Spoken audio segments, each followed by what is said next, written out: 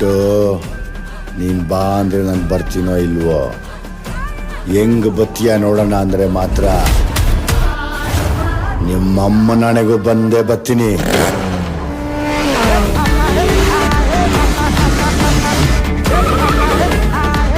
ನಿನ್ನಂಥ 1000 ಜನ ದುಶ್ಮನ್ ಉಟ್ಕೊಂಡ್ರು ನನಗೆ ನೋವರಿ.